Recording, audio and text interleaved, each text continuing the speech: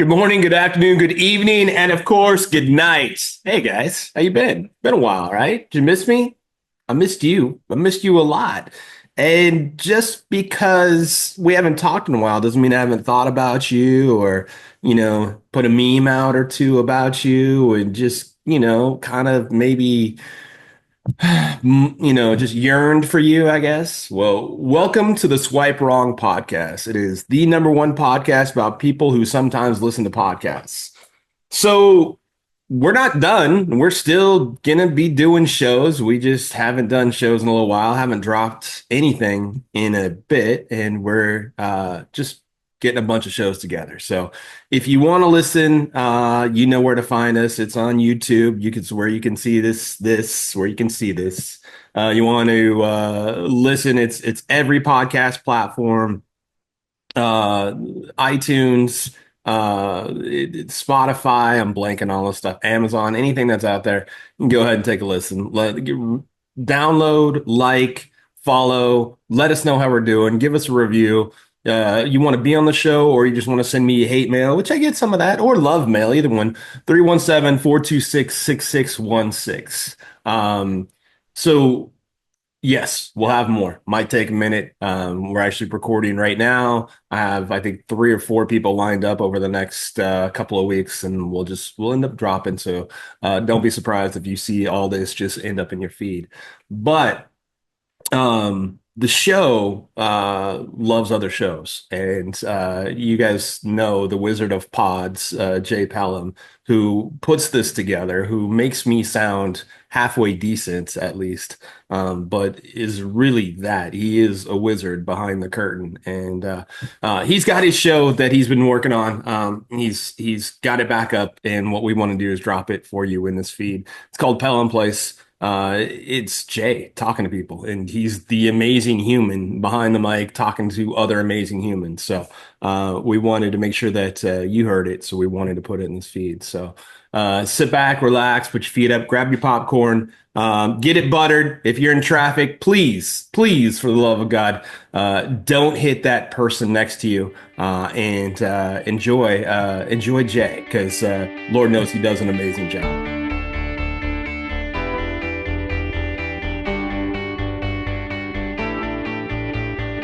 Hey, welcome back to Pelham Place. I am Jay Pelham, and today we're continuing our special Armed Forces Week tribute with part 2 of my conversation with Marine veteran and author Craig Grossi.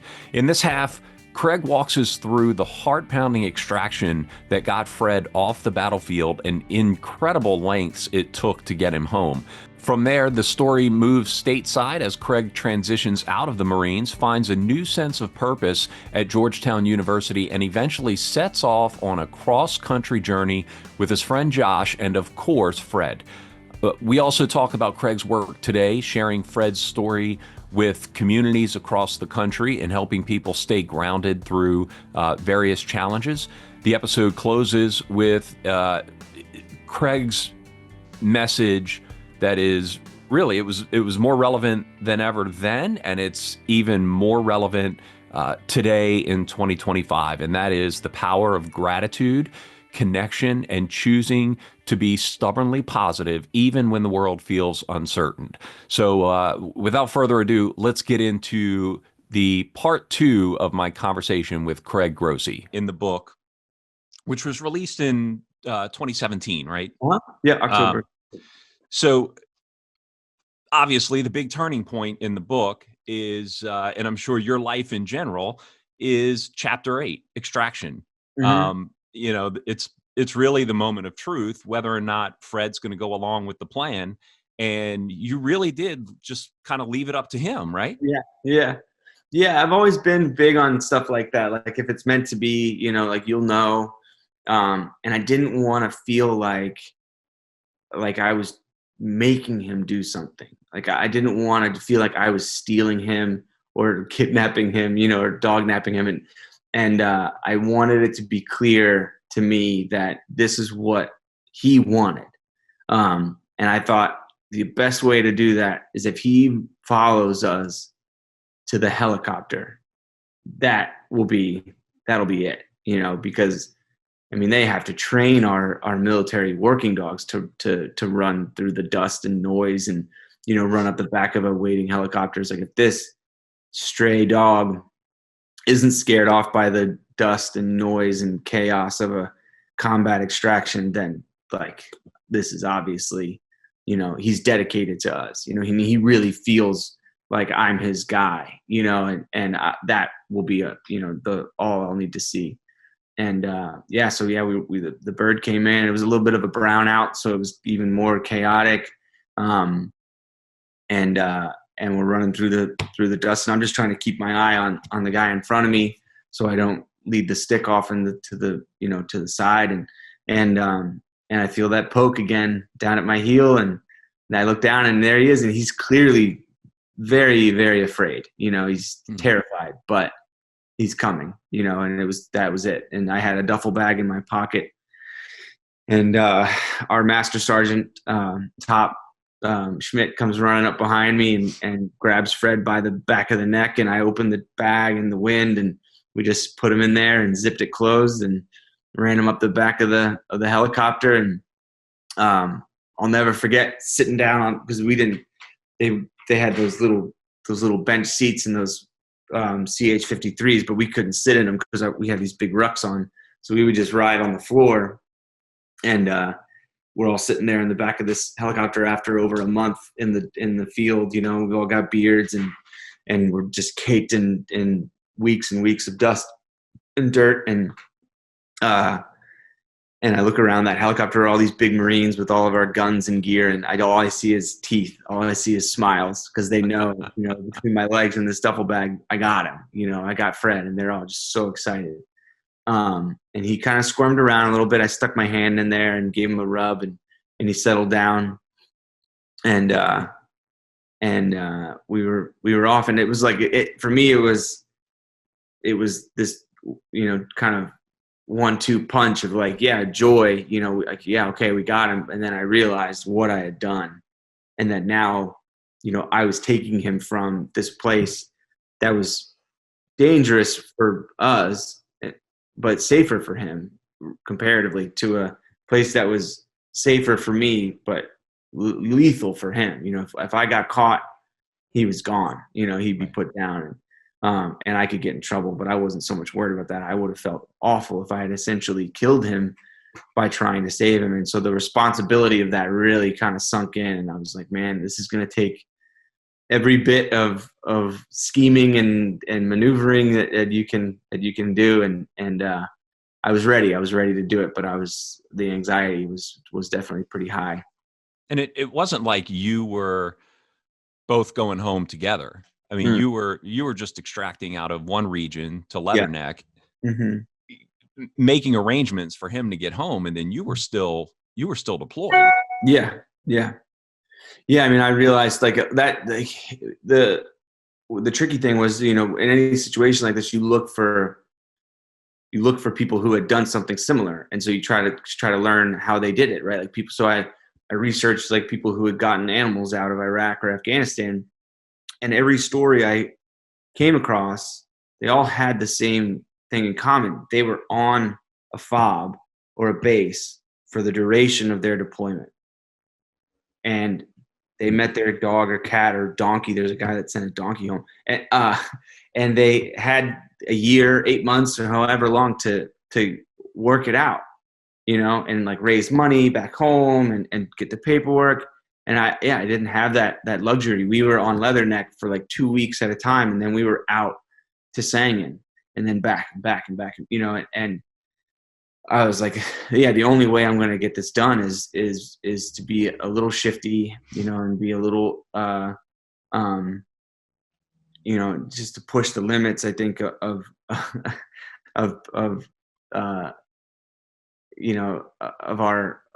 the ethics, I guess you could say, or whatever, like I just, it was going to have to just get it done. I didn't have the luxury of time. And so, yeah, it came down to a lot of luck though, because the guys, there was a contingent of DHL workers from the shipping company that had literally set up shop while we were gone. Like they weren't even there when we left. Oh, wow. And they were they were my saviors. They were Fred's saviors because they're the only option for shipping that I could have used, because the postal service, is run by the DoD. So these guys were all from the Philippines and different African countries, and like they loved Fred. They loved the idea of taking care of him while I figured it out. So I snuck him over there, and they brought him in, and I had to go back to Sangin after a week and a half, 2 weeks. I don't remember exactly how long it was, and they watched him for me, and I ended up getting hurt on the next mission to Sangin, and that ended up being a blessing, because I came out of the field a little earlier, and had to recover from a blow to the head, but then it was just a matter of getting through that, and then I could take care of the paperwork and get the kennel and get him on the plane and get him out. It's an amazing story. Thank you. We definitely don't want to have you recap the whole process. Right. I definitely tell people that if you haven't read the book, go read this book, because what happens through that process, and the people that were involved, and the way that people got behind you and Fred to make this work was just amazing in itself. But then eventually you come home. Fred's already at home and being taken care of by your dad, of all people. Yeah, made himself right at home too. Yeah. And you come home and you go to Georgetown, right? Yeah. After I transitioned out of the Marines, I got a job with the DIA, and did that for like about 2 years, and became kind of frustrated for my own reasons, and just didn't feel like I was getting anywhere. I think I had a misguided kind of perception of how long that trajectory of that career would take, but for whatever reason, I just didn't feel like it was the right place for me, and I on a whim kind of applied to Georgetown, almost hoping that I wouldn't get in, so I could continue to kind of hate on college, and be like, oh, college isn't for me. But then I get in and I'm like, oh, well, I guess I gotta go, and I couldn't. My very first class was a writing class, and I just instantly was in love, and felt at home in the classroom, and I was like, who are you? Like, I had never felt that way before about an academic environment. And I just knew, it was very similar to when I found human intelligence in the Marines. It was like, this is where I'm supposed to be, and I think that's just what's interesting about life. It's like, if you're on the wrong path, or you're in the wrong place, or, you make some mistakes, like, what it feels like. And then when you have the right thing going for you, that even more, because what it feels like when you have, when you're in the wrong. And I felt that for the first time since Afghanistan. And I left the DIA after my first semester, and went full time to Georgetown, and really just, I had a great time and was challenged, in all the right ways. It was awesome. Now, that writing class, is that the class where you met Josh? That was I met Josh in my second class. So I had, right. It was, because on my first semester, they made me be, I was, what's the word, where you're like, essentially, it was a trial semester, and I had to make I had to pass, like, I think I get like a B+ or higher my first semester. So they only let me take 2 classes. And my second class was where I met Josh, and it was a modern borders class, which was fascinating to learn about, the just borders of countries and how they've been shaped, and that was cool. Yeah, so that's the second class was when I walked in and met Josh. In the book, you explain that Josh was that you knew right away when you saw him in the class, you were connected. And there were some signs there that you knew that he was also a vet. but he wasn't Marine, and you were able to tell Hmm. that he was Army Yeah. by his backpack, right? Yeah, he had a lot of. It was like a, I always give Army people a hard time because they love their patches, and it's like it looked like a Boy Scout troop. He had all these different patches on it, and he had, uh, just yeah, it was just kind of a giveaway, and so it was pretty obvious, and he always says, he could tell I was a Marine, because I couldn't figure out how to work the doorknob on the door or something like that, and so yeah, it was cool, and we instantly kind of had that bond, between just giving each other a hard time, and we still do, and yeah, that was cool, and it was, yeah, not the place, again, just a surprising place to make a veteran connection, was in a classroom at Georgetown, Mm.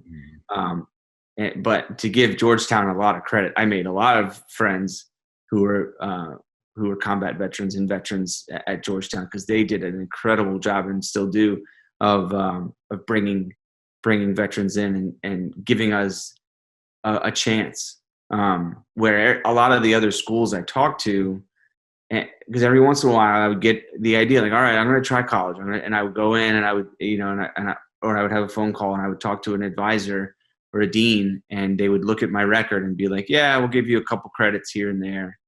And Georgetown was the first one where I sat down with the dean, and he was a veteran, the dean of the School of Continuing Studies, and he was like, yeah, we're going to give you credit for literally everything in your DoD transcript, and even these college classes you took back in 2003. Like, yeah, you got it. And they gave me like the benefit of the doubt. It felt like I got a fair shake, and that was huge to feel like they were invested in me too.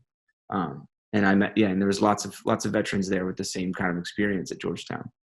How long between the time you met Josh until the time you guys set out across the country? Um, like a year and a half, probably. Okay. 'Cause I started at Georgetown in the fall of 2013, and then so 2013, 24. So yeah, like maybe closer to 2 years, because it was the summer of 2015 that we went on that road trip. Because Josh had graduated that year. He was class of 15. Um, and I was going to graduate the following year. I was class of 16. And so he had already graduated, but he was having a hard time finding a job. He was going on lots of interviews, but he still needed surgeries on his leg, on his left leg, because he had taken a lot of shrapnel and a lot of trauma to that, and he needed, to take, after surgery, take weeks and weeks off to recover, and no one was really down to hire him and then let him take all this time off, no matter how badly he needed it. So he was frustrated, and unsure of what he was going to do after school, and I was kind of like, this is my last summer before I go back to school. And I loved telling this story of Fred, and I had this, dream, in my head, that I could write it, and I could be an author, and I could tell it, and I could make it my job. And I wanted to put it to the test. It was kind of like how I put Fred to the test. If he follows me to the helicopter, I'll know this is what I'm supposed to do. And I knew after that summer, I would just literally tell the story everywhere I went. And if after that summer I knew that people had responded to it in big ways, and that I felt, still so in love with the idea of telling it, that was what I was supposed to do, and I wouldn't pursue a career, in the intelligence world, and so we both kind of had things we wanted to kind of shake out over the course of that summer, and yeah, I was really really excited to do that. And I think what was really cool about that journey is you both had, like you said, you both had your reasons for wanting to make that trek across the country and just really get to see the United States. You guys have traveled the world in the Marines and seen all these other areas and hadn't really seen home.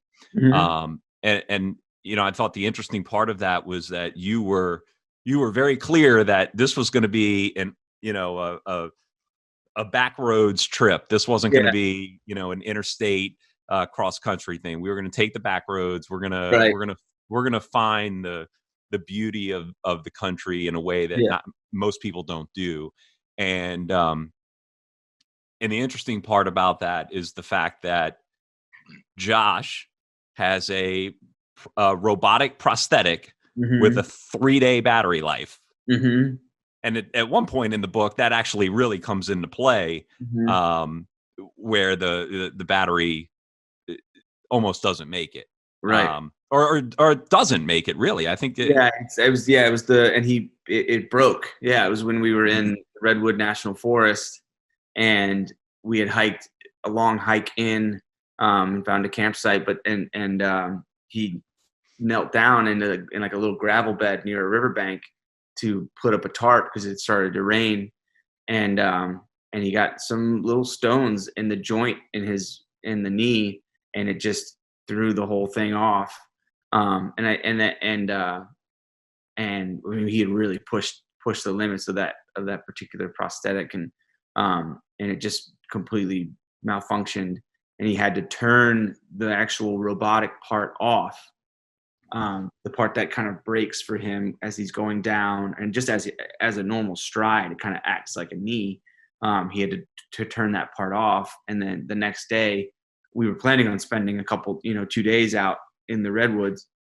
But the next morning we woke up and had to hike out, and he had to do it with essentially a peg leg, because it locked when he did that. It locked the joint, and so he's got his ruck on, and he just had to peg leg it out. So that puts an unbelievable amount of stress on his left leg, his good leg, and come here, Fred.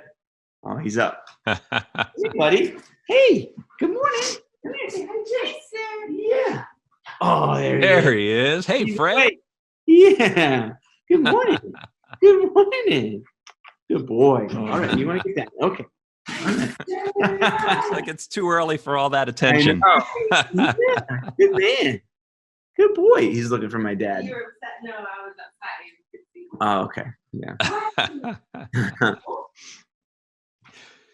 So it's so you mentioned having to really peg leg it out, and that brings me to one of my favorite chapters of the book, which is what I believe was probably like the first week or so of the trip, where you guys ended up in Clarksdale, Mississippi. Mm-hmm. So the chapter is chapter 5. It's titled "The Delta Blues." Mm-hmm. And me being from the South, I love some blues, and I knew right away that there was going to be a good story here. Yeah. And so the way I understand it, you guys ended up at you got checked into a motel, Mm-hmm. left Fred. You guys went out to get some food and listen to some good music, and didn't really get the experience you expected, and ended up in another juke joint. Yeah.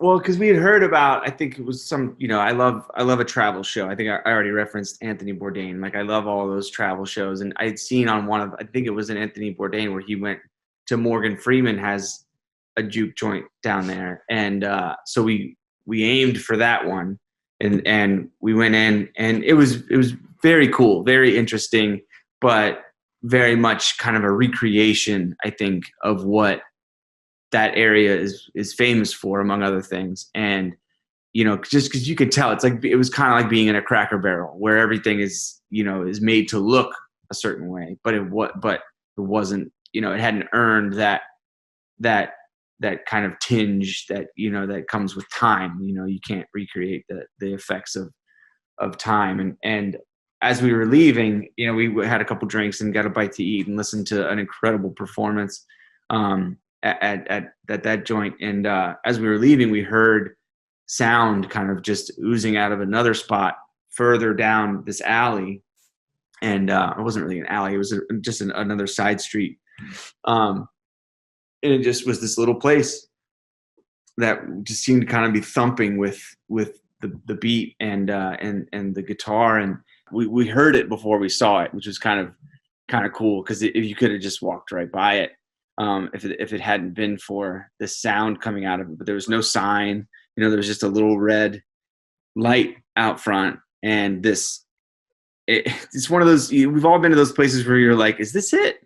Is this okay? Because it's not welcoming, and it was this corrugated metal door with a piece of rope on it, and you pulled the rope and it opened up, and you just got hit in the face with music, and Wow.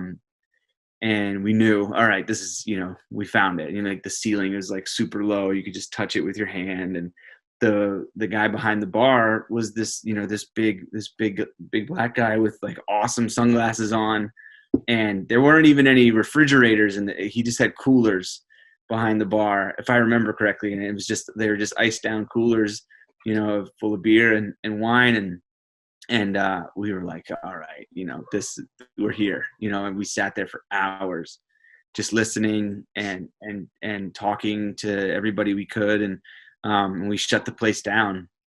It was an incredible night for both of us. And the bartender ended up being the owner of the bar, right? Yeah, that was Red. That was the guy. Yeah, he was he was, he meets, obviously meets a lot of people and has a lot of conversations, but I think it's not every day that a guy like Josh walks in. Mm. And he was instantly, when he noticed that Josh had a prosthetic leg, was just kind of on him, like, hey, and he was kind of curious about it. And we come to find out that it was because he had a family member that also had lost a leg. And he was so kind of just really wanted Josh to make a connection with him, which I thought was really beautiful. And so he calls it was his cousin, Riley, calls him up and has him come down, and this is after the musicians had cleared out, and like all the people had left, and it was just ended up just being me and Josh and Red and his cousin there, and the two, and it was like, like late June at this point, and in Mississippi, and this guy walks in and he's wearing pants, and like the first thing he sees is Josh, and he's wearing shorts, and he's showing, because he's not hiding. To him, it's like, you're not hiding your leg, like, what's, why not, and he felt so ashamed of his prosthetic, and it probably felt like it was, a vulnerability that he didn't want to put out there. And so he pulls up pulls up the leg of his pants, and we instantly see this Dallas Cowboys star on the fiberglass part of his prosthetic, and they're like, oh yeah, now we see why you wear pants. That's pretty funny. And then I honestly, it was just kind of sat back and observed Josh and this guy who he had just met really just like bond instantly over this shared this shared thing that they both have to deal with every day, the missing a major part of their body, and that was really, really beautiful. And I'm so glad that you really picked up on the significance of that night. Yeah, I think it really plays into the whole theme of the book, which is the stubborn positivity, and there are so many different aspects in the book that bring that in, and I thought that one was really cool because it wasn't Craig and Fred, it was really Riley and Josh, or Mm-hmm. Josh and Riley, Mm-hmm. and and you even mentioned it at the end of the chapter where this was one of the rare instances where you didn't have Fred with you, so there really was no point of conversation for you. Right. When you have Fred with you, people recognize Fred and they want to know the story, and Right. it makes it easy for you to tell that story.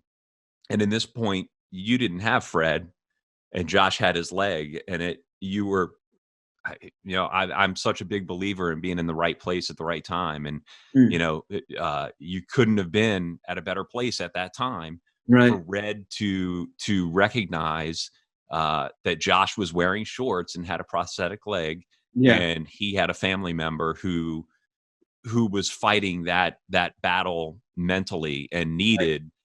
needed to have that time with Josh that night. And Yeah. I just that was such a great part in the book, man. Oh, thanks, man. Yeah.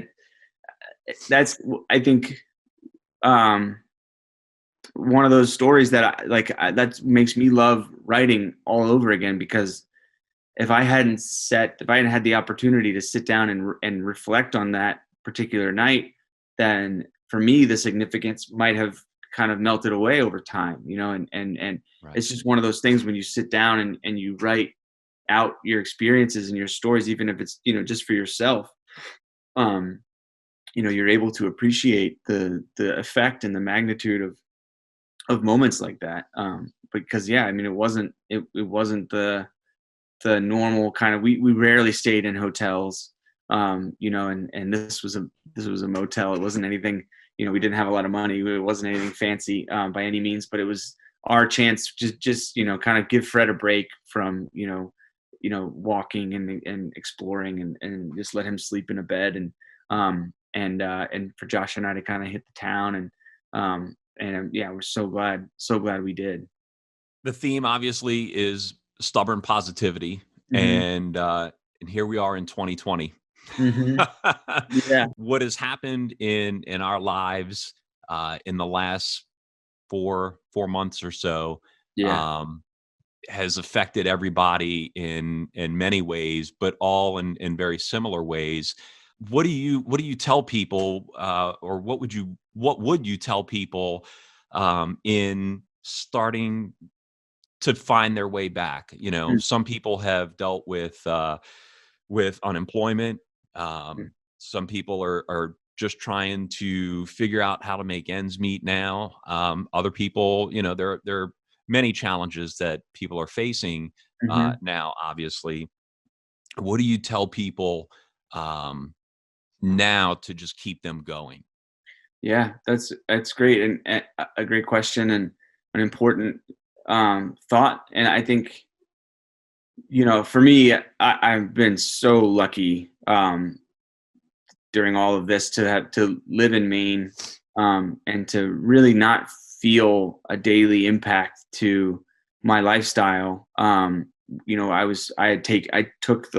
took um, April, May, June off from traveling and speaking to finish writing my next book, and so that my schedule was kind of clear when a lot of this stuff was really starting, and I'm lucky to be able to have, work from home, and so it was really, for me, the impact has been very minimal. But coming home to Northern Virginia and seeing an area, that has been impacted a lot harder and a lot more severely, and just being in contact with family and friends, all over the country, who are dealing with it, and, much more directly.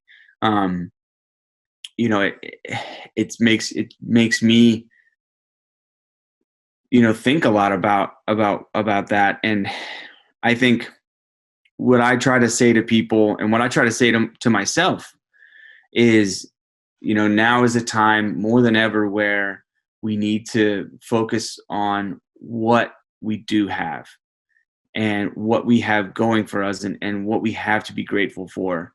And sometimes it's literally just that you woke up that day, and that you woke up that day with a roof over your head, and a cup of coffee, you could pour in your face, like that.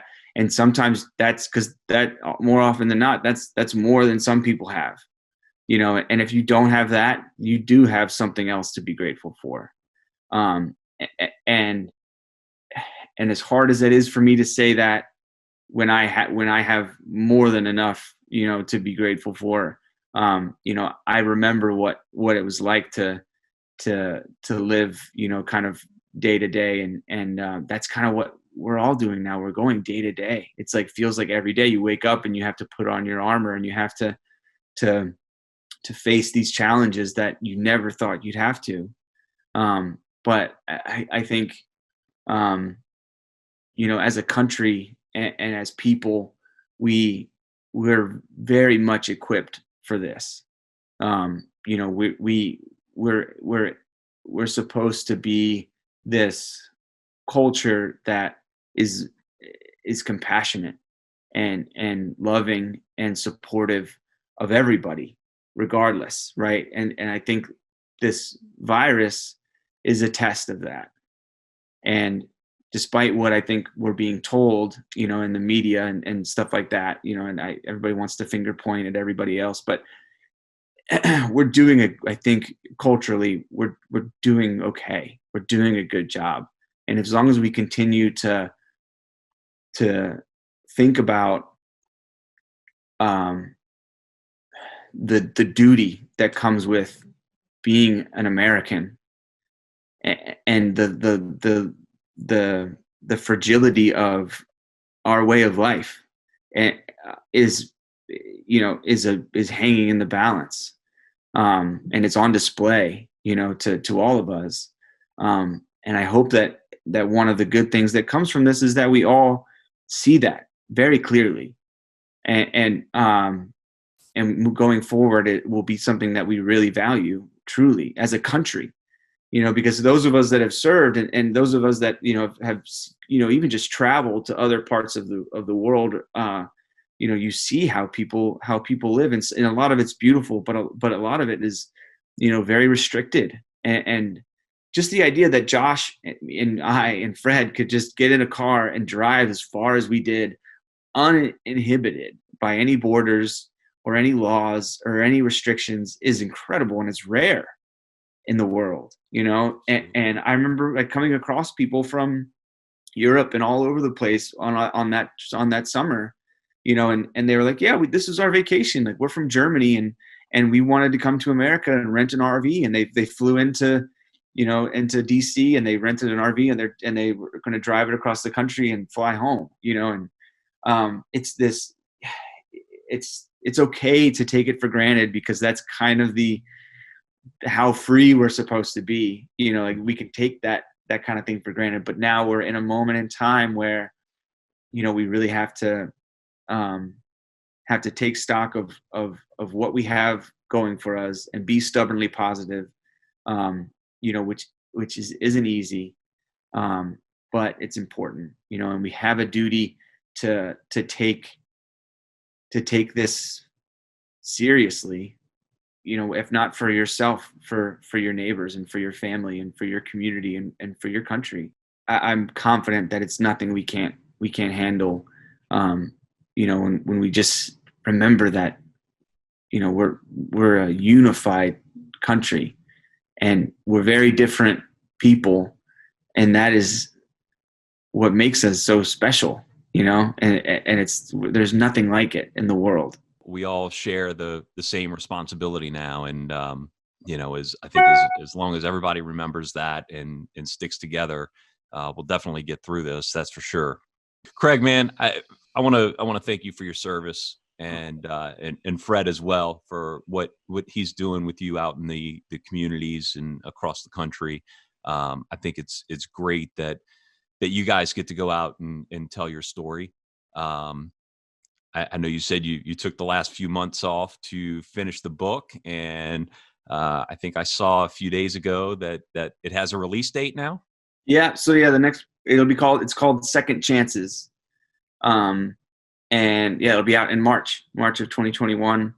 Awesome. And the initial feedback from the publisher, HarperCollins, and just a couple other people that in the publishing world that have read it, there's a lot of excitement, a lot of really, really positive stuff again coming back from it, and I'm just so proud of it, and really just can't wait to have another book out there. And I write a little bit more about Mississippi, and about that trip in this book, and it's cool. It will stand on its own. You won't have to have read Craig and Fred to pick up Second Chances. I would of course encourage you to read both. Definitely. Like, I didn't want it to anyway be like a sequel. I didn't want it to feel like Craig and Fred too. It's very much its own book, and Fred is very present in it, but it's much more about other people and other dogs, specifically people who are incarcerated in Maine State Prison. I spent the last year and a half volunteering up there with veterans who are incarcerated, and the dogs that they're training to be service dogs, and their stories are incredible and painful in a lot of ways, but a lot like the times we're facing now. We have a huge element of our population that has been facing really harsh and unforgiving circumstances for a long time, and we're getting a little taste of it now by having our freedoms restricted and our lifestyle restricted, and we can learn a lot of lessons from people who are in the system, and that's kind of interesting to think about. But yeah, I mean, just going back to what we're facing now as a country, as a veteran, it's heartbreaking to see how quickly we're able to turn on each other. But I hope that we can really see that even when we disagree and even when we feel victimized, that the best thing to do when you feel that is to reach out to someone else, and is to take a lesson from Fred and to wag your tail, when you feel hurt or when you feel frustrated or when you feel victimized. When you wag your tail, when you're stubbornly positive, when you find something to be grateful for and you do something kind for someone else despite your situation, Fred is an example of how far you can go. Because if he hadn't done that, if he hadn't defied the laws of the animal kingdom, by wagging his tail at me, he would have never, had the life that he does now. And I wouldn't either, Exactly. And so we're both, I hope, examples of how far you can go with gratitude and service. You can't end it any better way than that. Thanks, man. I think, the message to everybody is just stay stubbornly positive and Yeah. get out there. And if you're challenged, if you need help with something, find somebody that can support you. And I know you have that support group now with Fred and Nora and Ruby, and it's a pleasure to get to talk to you again. Yeah, And it's I'm great to see really you. looking forward to the new book. Yeah, thank you so much. And yeah, we're very lucky that we have each other, and our support group now has extended, by the thousands, because just the Fred, we call it the Fred family. Our social media following on Facebook and Instagram, it is incredible, and we've really seen the kindness and the love coming from all over the world, in these last couple months, and people just speaking out about how much they appreciate Fred's message, and that just makes us want to, continue to do what we do, and it makes me very proud. So thank you, thanks for having me on and supporting our story, and giving it a big boost. That wraps up part 2 of my conversation with Craig Grossi. I want to thank Craig not just for his service, but for the incredible vulnerability and the wisdom that he shared in this conversation. Also, I have to mention that Fred passed away on November 22nd, 2023. But it's still very much a part of Craig's life as he continues to tell the story and share Fred's message of stubborn positivity. As we reflect on Armed Forces Week and honor those who serve, I hope the story of Craig and Fred reminds you of the power of connection, gratitude, and resilience. Whether it's through a cross-country road trip, a classroom, or a wagging tail, we all have the chance to make an impact. You can learn more about Craig and Fred by visiting fredtheafghan.com and by following them on social media at fredtheafghan. Thanks again for listening, and as always, be kind and do good.